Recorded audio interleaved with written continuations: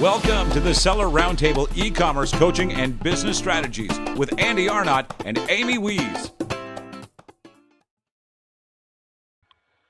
Hey everyone, we are here on Seller Roundtable, episode number 44. I'm Amy Wees, and my partner Andy Arnott is having a birthday today, so we're gonna give him the day off.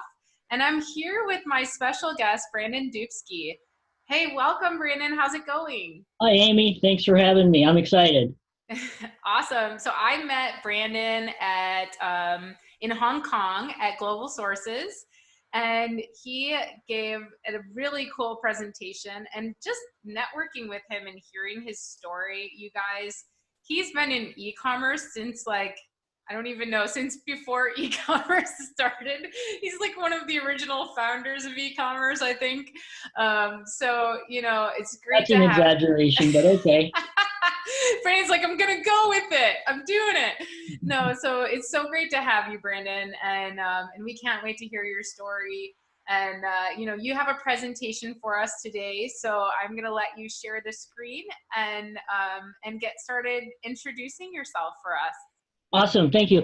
Yeah, I put some slides together. I'm a visual person, so I like to see, I have a better memory when I see it. And you're welcome. Anybody's welcome to, ask questions along the way. Otherwise, I just kind of keep going and going and going. All right? Okay. Sounds good. That's why we have the live audience so that they can ask questions in the chat. So I'll be monitoring the chat. And I don't know if I can see the tab or the chat from this angle. I don't see it anymore. All right. All right. Yeah. So, as Amy mentioned, I have been in e-commerce for 21 years. So started in 1998. So I've had a lot of experience of the early days, the .com bubble, I suppose. And then just the changes from eBay dominating the market or the U.S. marketplace to Amazon dominated to Alibaba being a player and all these things that have kind of evolved over time. So I've had to adapt a lot over the last 21 years, and so I just named this presentation "Adapt or Die." Okay, just a little bit of my experience. I feel like I've had to do that multiple times, so I thought that was appropriate for the name of today's presentation.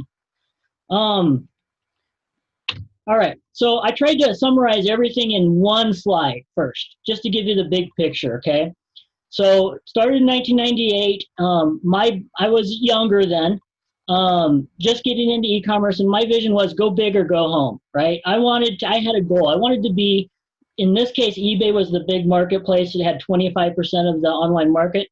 I wanted to be the biggest eBay seller. That was my personal goal.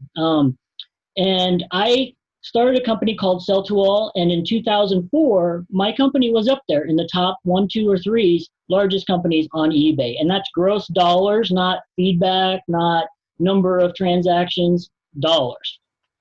That was before the car dealers and Disney and some of these early big corporations started coming in, and obviously they had the wherewithal to knock me off the top. But, and I'm going to go deeper into that story in just a moment. But in 2006, I went out of business, went belly up. I called it belly up. And that's not me, actually, but that's what I felt like. It was a bad time in my life. 2006, I went out of business. The largest company on eBay goes bankrupt. And I struggled to try to save the company, did all kinds of things. And I'll spend a little bit of time talking about those early days. So that was it was a venture. Build a big company, an e-commerce company, lots of employees, lots of product, lots of moving parts. That was an organization. It was a venture. I was kind of burned out, tired, but I loved e-commerce, so I wanted to start over. In 2006, I started, I had to reflect a little bit, and I came up with what I called my 1-1-1-1 goal, and I'll talk about that in a minute, which kind of drove what my friends call Brandon 2.0, my next version of e-commerce. And I did a lot of consulting, a lot of coaching, and a lot of speaking. I traveled around the world. I was on stage. I was on TV talking about how to sell on eBay. And here I am. I just went out of business, and I'm telling people how to do it. So it was a little bit ironic, but I still had the experience. And I told people, hey, I went out of business. I'm starting over. But I had the experience, and I found out people actually appreciated the fact that I could tell lessons of failures versus just how everything's successful, right? And they appreciated the lessons I taught them or I shared. So since 2006 and until now, I say I've kind of been living the dream. It's a lifestyle business. And I'll spend I've got a couple slides to explain what I did in this stage of my e-commerce career. And then in 2018, I've started a company called Backtrack. And that's really, I'm going full circle now. This is like, okay, my kids are getting older. They're not, I'm not traveling on vacations with them as much like I did. My daughter's in college now. My son's going to graduate in high school in a couple of years. I want to do something a little bit bigger. And so this is 2018. I started Backtrack, and this is a venture again. And I'm going to share just one or two slides again talking about that. So this is the big picture, okay? So let's dive into the first 8 years a little bit more. Brandon 1.0, like I said, it was go big or go home. And this was my first office. There's a lot of lessons I'll try to throw in along the way. This is me starting from scratch in 1998. Now, and for those of you who are listening and can't see this picture, there are some really big old tube computer screens here, and it's not a very fancy office. Describe this office to us, Brandon. Where was it located, and what was it all about? How did you get your first office? Okay, so I hired 3 interns from the University of Nebraska before I had this office. So we used to have meetings at Arby's, because we didn't have an office. But I found this local business that had warehouse space, and I traded. This was his closet. So he used this little room for his closet, and I said, if you let me use that closet, I'll list your stuff and sell it on eBay for you for free. So I traded services for office space and warehouse space. So he allowed me to bring in truckloads of inventory into his warehouse. So I creatively created my opportunity by bartering. I didn't have the money back then to pay for rent. This was a new venture. And I had employees that I had to pay in 4 to 6 months at the end of the semester as interns. I had to pay them. So I had to come up with income quickly to pay them. And I bartered for this warehouse or this office. In the evening after, I was working a full-time job, going to school, getting my MBA at this time. We used dial-back internet access. So we'd steal his internet phone line or telephone line and dial 2 computers onto the internet. So this was our first office that I got, and I bartered for it. Okay? And this was our second office. So about a year later, we outgrew that. I hired more employees, more interns. That was a creative way for me to get started with resources back then, because you really didn't have virtual assistants back then. It was not a concept. Were you all of this product here? Can you tell us a little bit about, and you guys who are listening, there is a pretty well organized warehouse, but it's a lot of product. It is a lot of boxes. So Brandon, tell us a little bit about the inventory that we're looking at and where you are selling it and how you are selling it. Okay, good question. I actually chose these photos because these photos of this product have stories. So on the top left, I don't know if I can have a pointer or not, but on the top left, you see all these consoles. They're for vans, that go between the seats, plastic consoles. There's pallets and pallets and pallets of it. So I bought a truckload of these. They're overstocked. They're liquidation. The company that produced these was building a new model. They wanted to get rid of them. I negotiated. I knew one of the executives at this company, so I had a little bit of negotiation leverage. He wanted to sell it to me. I offered a lowball offer because there was a whole bunch of them. I said, I'll pay you $1 each, which turned out to be a lot because it was a truckload for him, right? So I still had a lot of money added up. But I paid $1 each for the whole truckload. I didn't really have the space for it. And I'll take it all. I'll pay the shipping. And we cut a deal. I ended up selling those for about 30 to 40 bucks a piece on eBay. We'd sell 5 or 10 a day. And it was a very big win for me for starting off. That was one I was like, yeah, I bought so well. You paid $1 for them and you sold them for between $30 to $40. You got to take the shipping out of that, right? Because you paid a little bit for shipping, but ultimately you had at least a 50% ROI even after shipping, maybe even more than that, 70%, right? Okay. Back then, there was not free shipping. Oh, so you had to ship each one of those big boxes out to customers. And we paid, yeah, there was not free shipping. So we actually charged the customer for shipping. So you didn't have to pay. Yeah. It wasn't like FBA back then. Nothing was fulfilled by anyone except for us, right? So you would get the order on eBay, and then you could charge the customer, or you could offer, a portion of shipping or extra fast shipping or whatever. So basically, it was a total win for you. It was a very big win. But honestly, we would charge extra for shipping. So back in the early days of e-commerce, if you paid UPS $15, you'd charge the customer $20 or $25. So shipping was a profit center back in the early e-commerce days. It was not free shipping. You didn't have to bake it into the cost. I call free shipping easy math, because we used to, it's just easier for the customer to calculate a total, because they can't add the total, shipping plus cost together. But anyway, so we actually made a good money. So on the second photo is high chairs. They're stacked in the back. High chairs. Rubbermaid came to me and said, we have we have 5 truckloads of high chairs, trash cans, plastic containers, discontinued product. Take it off our hands, sell it, and I got it on consignment. So here I am. I've got 1,200 square foot of warehouse space, and they offered to send me 5 truckloads of product. I can't fit 5 truckloads in here. So I had to go out and scramble and find backup warehouse space, but I took the product for free. I sold it. I charged the commission, and we made a ton of money off of that. And then third was the pallets in front, those crates. Those are tools. Another one of those big buys. I'll buy was 4 to 5 truckloads of tools for $25,000. I had to put a lot of money up front, but I knew this product very well. It was about a $250,000 sale over the course of multiple years after I turned it around and resold it. So back in the early days, I was buying or consigning large chunks of surplus and liquidation inventory and selling it on eBay. And these are good examples of that. And when you say back in the early days, what year was this, you said? 2000 and 2001. Wow. I don't even remember eBay being big back then, but obviously there was some income potential there. And that was really like kind of the beginning of people really starting to get things online, wouldn't you say? Yeah, when I joined in 1998, eBay had 1 million users, buyers and sellers, not just sellers. 1 million users. I was within the top 1 million registered users, because they used to count your account number was a number. And they were not a public company. They were going public that year. So eBay was 5 to 6 years old. It was still fairly young, but it was growing. It was a wild, wild west. It was growing fast. Wow. So, obviously we squeezed about 7 or 8 employees into a very small office. We were pretty cozy there.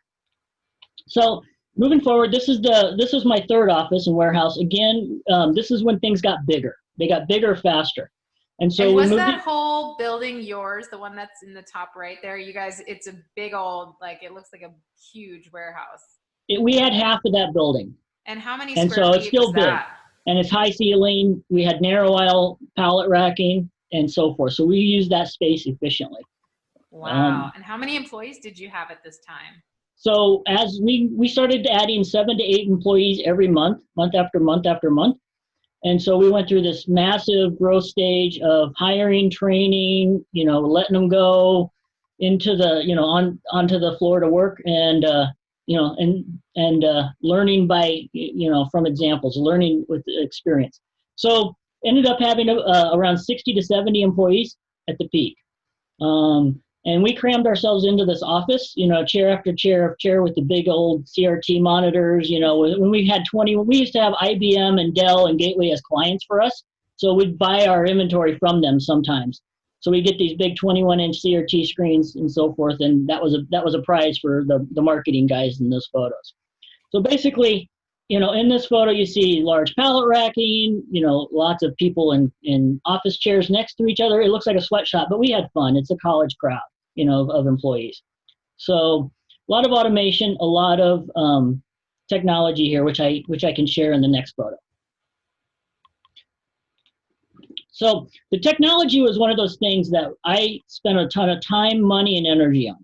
So back in the day, there was no off-the-shelf systems to really manage a multi-million-dollar business doing, $1 to $2 million a month on eBay. And we had 50 different drop shippers drop shipping for us every day. We were shipping a truckload of product of our own, and we were shipping a truckload equivalent of drop shipping product. And so technology became a big factor for us. So I had 7 in-house programmers writing code for me every day. I hired a team, and we built our own software. I spent $500,000 on salaries for software. And so our technology, and if you can see in that top left photo, is a guy holding a Palm Pilot. Back then, Palm Pilots were popular, and he had a barcode scanner attached to it. And we built our own software to connect up to the Palm Pilot so that we could scan barcodes, track inventory, packing slips, all that fun stuff for warehousing inventory control. I used to have one of those Palm Pilots, and I remember it was so cool to be able to like have your calendar on there. It was way cool before cell phones were cool, right? Before smartphones, that was like you had to have one of those. Yeah, we didn't want to spend large amounts of money on those warehouse, barcode scanners with a screen on them, because those are thousands and thousands of dollars each. We went and bought Palm Pilots and created our software to work with it. And so this sell to all software is your software that you developed, and it brought, and then this photo on the right here where you have it on Google and you've got all these arrows going on. When you're saying these are partners, all these search results, what does that mean? You had more sellers in your network? So that was us. That was just showing our power. That was one of my sales pitches to factories, or not really factories, distributors. When I wanted to do business with, I said, I can sell your product better than anybody else. Look, you search for this MP3 player, and I'm on number 1, number 2, number 3 or 4, 6, 8. Page 1, I'm on there 5 times. And the partners is like our listing on eBay, or our listing on Amazon, or a listing on our website, and so forth. So those are our listings on different marketplaces, just showing that we were very good at getting on the top of Google search back in the early days, and pay for advertising. So I had a sales pitch, and I told people, if you like Kicker, Kicker was a car audio brand that I did a lot of business with. I said, you can have, anybody selling your product, but they might not represent you right, and I will represent your product correctly. If you allow me to sell it, I will drown everybody else out, drown the noise, and cover it up with positive message, positive experience, positive, retailing and controlled pricing. And so that was my way of capturing product by proving to people that I could be their voice. Awesome. And, this is really appealing for somebody who does the wholesale Amazon model, right? Where they're trying to reach out to brands and trying to get those brands to sign up for exclusive partnerships for e-commerce with those brands. Imagine you wholesalers out there, if you could show your search results for one of your very popular exclusive brands, selling in all of these different channels, eBay, Amazon, at the top of Google search results. I mean, that would tell a story right there. Talk about a sales pitch. That's really cool. Good tip, Brandon. when the internet was kind of a new channel, MAP pricing, minimum advertised pricing, was a huge issue for all these manufacturers who had dealerships and relationships in the traditional retail world. Their products were on the internet cheaper, and they were trying to control that. And so I agreed to them. I said, I will sell your A stock, your normal products at MAP pricing. I will drown out the noise because I can beat them in search. But give me all your liquidation. Give me all of your surplus, your refurbished. I want exclusivity on your refurbished and your surplus, and I'll list and sell all your A stock stuff at MAP. So that was one of my approaches that worked really well in the early days, until they said, oh, well, Brandon's doing $1 million or more a year with us. Why can't we double that with another seller and another seller and another seller? And so my first mover advantage of being exclusive didn't last long enough, so to speak. Got it. All right. So technology was a big piece. And this was our magic formula. I just want to share this slide. We spent months fine-tuning this chart and the math that went behind it. This was our listing intelligence. We had thousands of products. We had to list it on eBay. eBay had a listing fee. You had to pay to list. I was spending $75,000 a month on eBay fees. $75,000 a month on eBay fees? Or Yes, listing fees? listing, featuring it so that it could be higher in search, and final value fees. Wow. And you were charging the customer for shipping back then, right? So at Yep. least you weren't paying for that, but that's a lot of fees. And how much inventory would you say you had in stock with Over those kind of fees?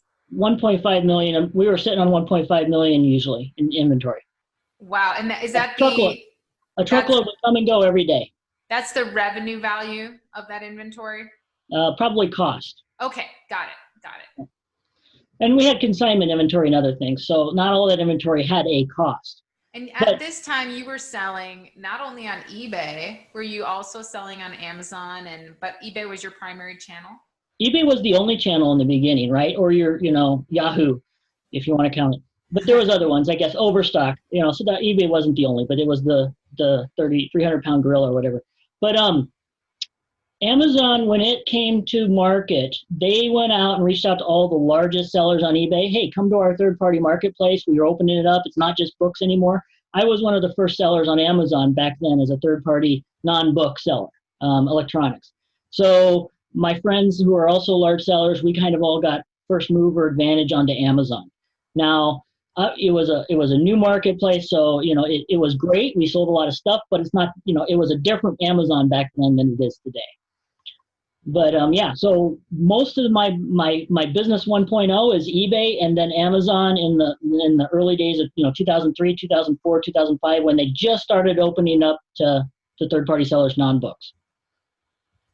But this slide real quick is our listing intelligence. This was our formula to know if we should list the product, what we should price it at, should we feature it, and what's the optimization, because we had thousands and thousands of products in our catalog, whether tools, toys, sporting goods, computers, car audio, speakers, cell phones. We had all these different products, high chairs, right? And we didn't know whether we should list them or not. We couldn't have a human make that decision at that scale.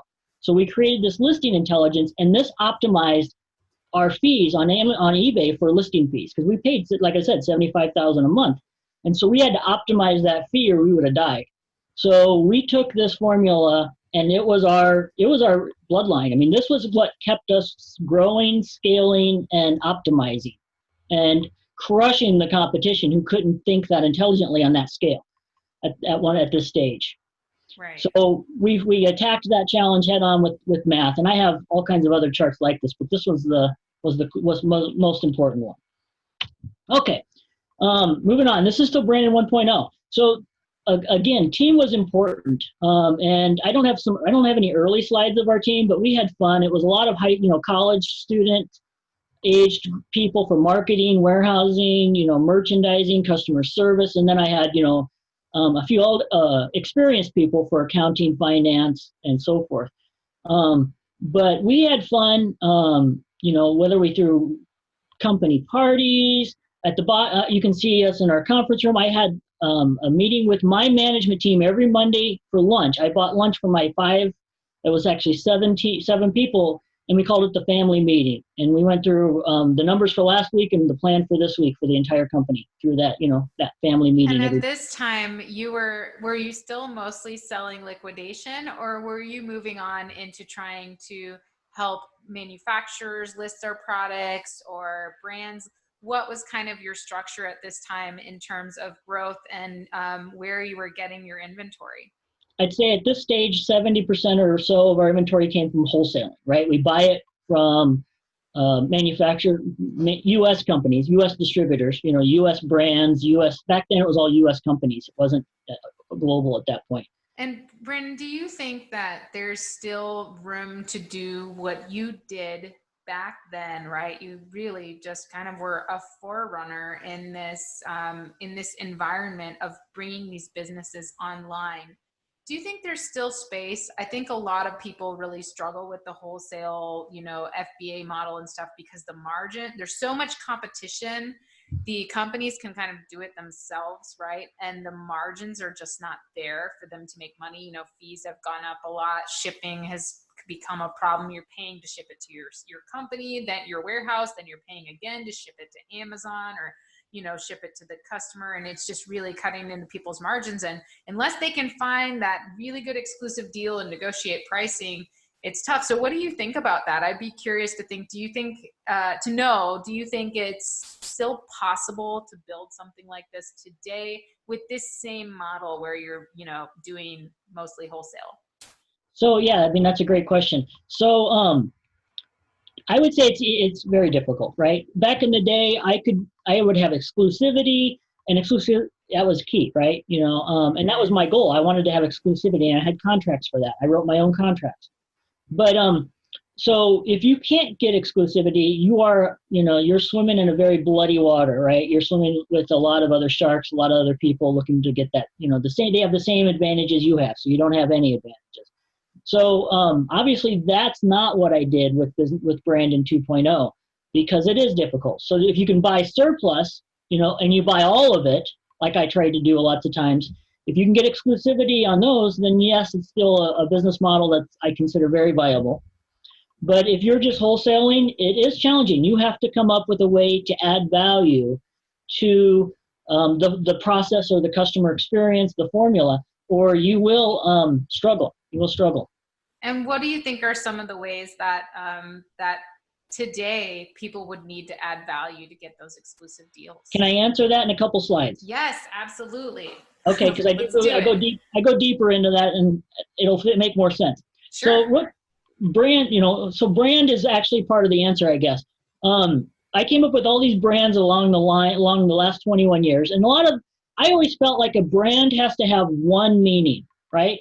And you have to be very clear about what that brand meaning is. And so I love to come up with a brand and say, hey, this is what it means. Not all these brands on this chart ever made it to see the light of day, but some of them did in different versions and so forth. And so, Sell to All was all about selling surplus, and selling to anybody and everybody, or selling for anybody and everybody. And so it really had that brand image at the beginning, but then I started kind of changing it as the company grew, right? So I lost that focus. And Backtrack's all about customer returns, right? Autotain's all about my products of DVD players, which I'll talk more about. So branding is one of those things, and I love creating brands. I love even just the process of thinking about it, creating it, and then launching it. So this is something I enjoy doing. But here I am, 2004, 5, 6. I'm in this hamster wheel. It feels great. You're on this rocket ship. You're the number one seller on eBay, so to speak. I'm in books. I'm on magazines. I've got newspaper articles. I'm on TV. I win all these awards, and I'm like, yeah, this is fun. You get all these accolades, and you feel like you're successful, right? But I'm running in circles in a hamster wheel behind the scenes, right? I'm just trying to keep it getting bigger. Otherwise, I can't. If it doesn't get bigger and it doesn't get bigger and it doesn't get bigger, all this investment that I made for a bigger company don't pay off. And so it's a hamster wheel. I felt like I had 60 to 65 employees coming to work for me, but I'm going to work every day for 60 to 65 employees. They need me as much as I need them or more, right? And so I felt like I was going to work for them every day. I couldn't miss. 2006, that's the train wreck, right? I could talk all day about, the struggles, the pains, the challenges, but I was at a heart attack level stress. I hated firing employees. I felt guilty. I spent over a year and a half trying to save the company, get it profitable, negotiate, terms. I woke up every night in a cold sweat after getting 1 hour sleep, and I realized, I've got young kids. Let's just turn this off. It was not going to end well. A train wreck, out of business, bankruptcy, done. Okay, lots of debt. Not everything gets cleaned off, and having to start over. I wanted to stay in e-commerce. I didn't want to go get a job. I loved buying and selling, building brands, merchandising. So I had to come up with, my friends called it Brandon 2.0, and they said, we can't wait to see, what's going to come up, what's going to be Brandon 2.0, what are you going to make, so on and so forth. And so this was a stage where I said, okay, it's the 4-hour work week was kind of popular, but I wanted to start with a why. Start with why, right? Simon Sinek. I just listened to his podcast again with my son not too long ago. but start with why. And I wanted a lifestyle business. I wanted to relax a little bit. I didn't want to stress it out. I didn't want to have to go to work for 65 people. And so I created a 1-1-1-1 goal, which I'm going to talk about in the next slide.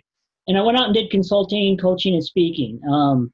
And that was a stage where I was busy. I actually, did consulting for some very large e-commerce companies that you would know the names if I mentioned them. And then traveling and speaking every weekend. Every weekend I was in 2 cities on stage I was the only speaker from 9 a.m. to like 3 or 4 p.m. all day, just me. And in rooms of 200 to 800 to, sometimes 1,000, talking about how to sell on eBay. It was a fun time. It was fun to get back into a game, right? I was back in the saddle a little bit, but I was still damaged and hurt and recovering. You're like the earliest guru with way too much, work to do for one person and actual real experience to help people with, right? Yeah, that's the one thing that I do have plenty of is a lot of experience and passion in this space. No Lamborghini, though. No Lamborghini. I do have a BMW, but not a Lamborghini. I'm working on it. All right. So I came up with this 1-1-1 goal. This was me reflecting, taking time, saying, what am I going to do differently this time? And I got documents and, papers that I brainstormed on for a long time. And I said, I wanted to have a one-man business. I really didn't want to have to go to work for other people, even though I'm the boss.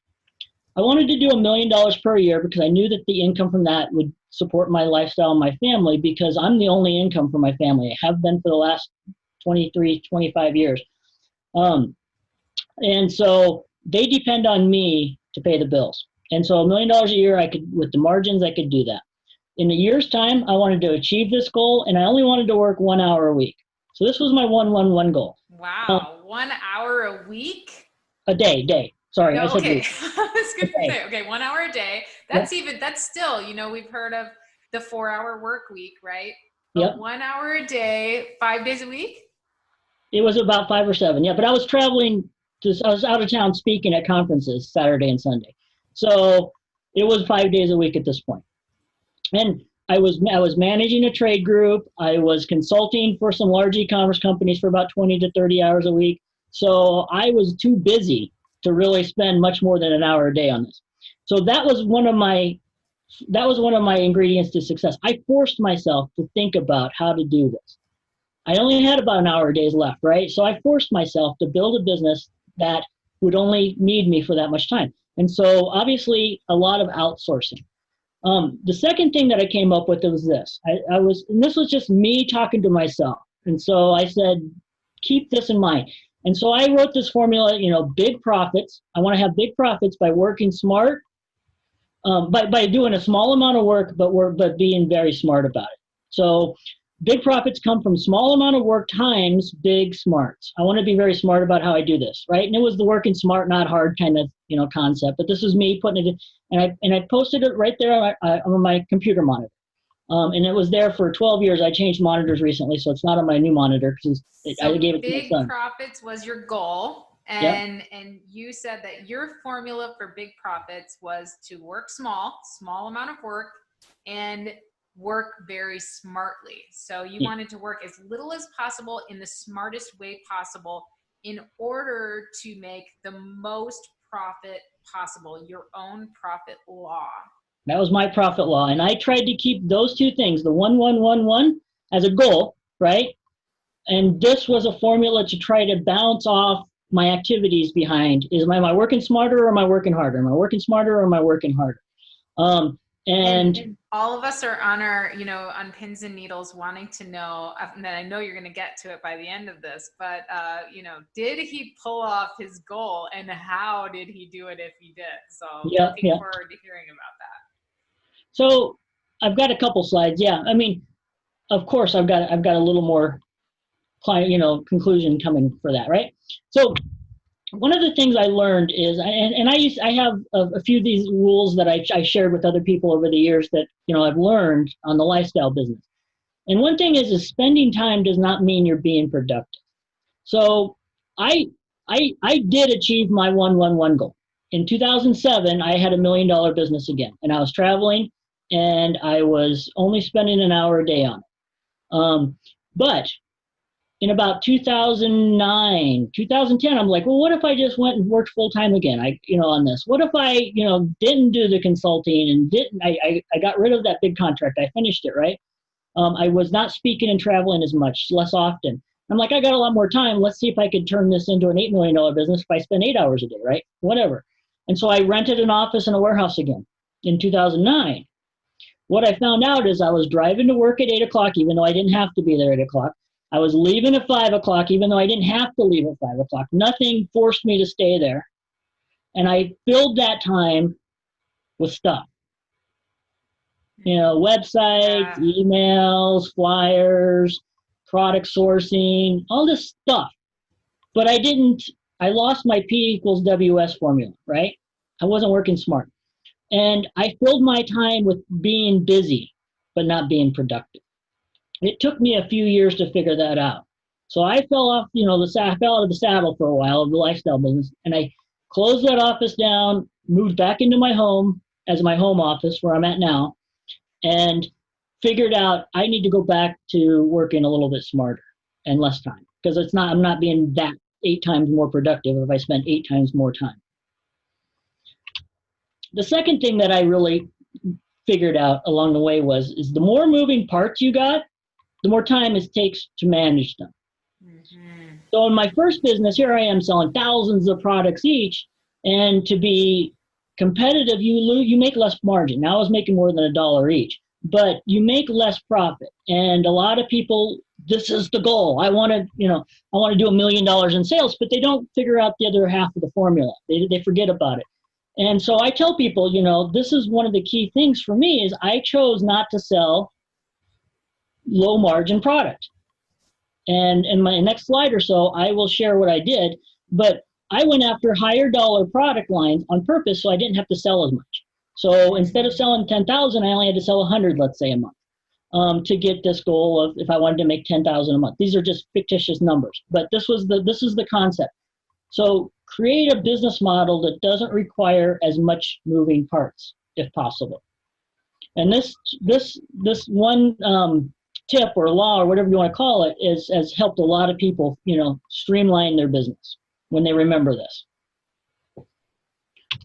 So what I did is in Brandon 2.0, I sourced 100% from China. So to answer your wholesale business, I did not believe wholesaling was the way for me to go the second time, unless I wholesaled from China. So more of a private label, if you want to call it, right?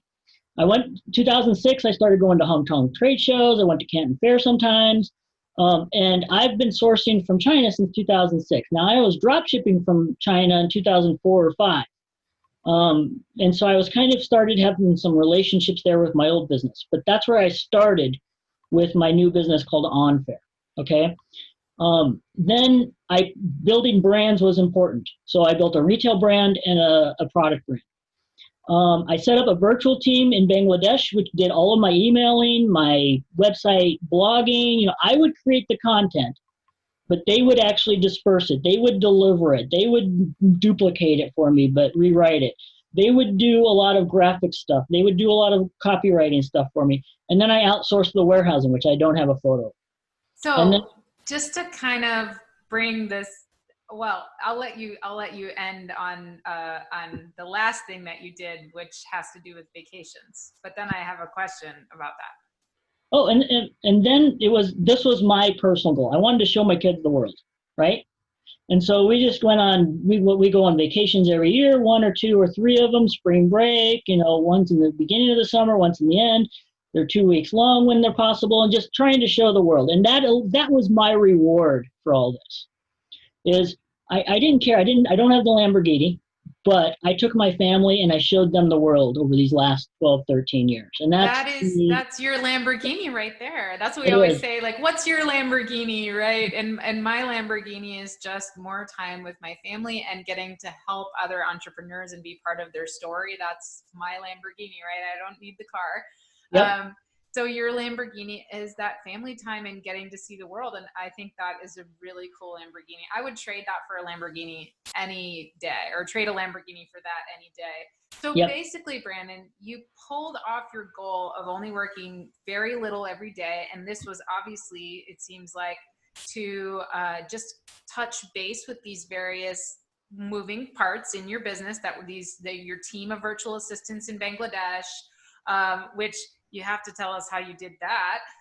And then, you built your own brands. So your own brands, so you sourced from China, and those were your private label brands? Yeah, so they built the product for me. Usually I would pick an item that they already mass produced, but I'd say put my brand on it, change a little bit of this, or add this accessory. I always wanted to make the product different and unique. And I think I've got one slide later on that goes a little bit deeper into my strategy on how you asked earlier, how do you make yourself unique? I've got a slide on that. So when you sourced 100% from China, back then, I can't even imagine going to China as an eBay seller, right? Like I could barely imagine going to China now, even though I go a couple of times a year. So what is it, what was that like for you? Did you just go to China, and how did you find these suppliers? I don't think Alibaba was a thing back then, right? I don't know. So tell us about that. Yeah, Alibaba's been a thing since 2002. Even more earlier, but so Alibaba. So when I go find suppliers in the beginning, it was Hong Kong trade shows, Global Sources, HK, TDC. But you're right, there wasn't a lot of eBay sellers back in 2008, 2007, and so forth. Right? Those were years that it was still a newer concept.